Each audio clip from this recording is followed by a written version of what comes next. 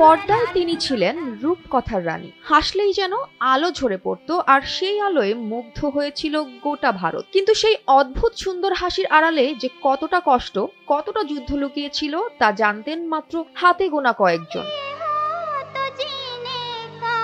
কিংবদন্তি বলিউড অভিনেত্রী মধুবালা চলচ্চিত্রে পা রাখার সাথে সাথেই উঠে এসেছিলেন আলোচনায়। তার রূপ, হাসি আর অভিনয় দিয়ে মাতিয়ে রেখেছিলেন সবাইকে। সব মিলিয়ে মধুবালা যেন এক রহস্য, এক জাদুর নাম।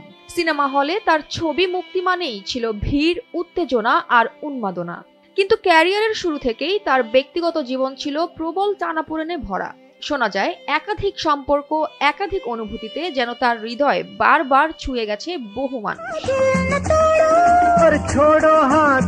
এর মাঝেই তার জীবনে এসেছিলেন আরো এক কিংবদন্তি, দিলীপ কুমার। দুজনের রসায়ন ছিল সবার চোখে পড়ার মতো। শোনা যায় প্রেমও ছিল গভীর, তীব্র এবং অসম্পূর্ণ। সময় গড়িয়েছে, সম্পর্ক ম্লান হয়েছে, আর ঠিক তখনই জীবনে এসেছে আরেক বড় অধ্যায়, কিশোর কুমার। দুজনের পরিচয়, বন্ধুত্ব, তারপর ভালোবাসা, সবকিছুই যেন এক সিনেমার মতো দ্রুত বদলে যায়।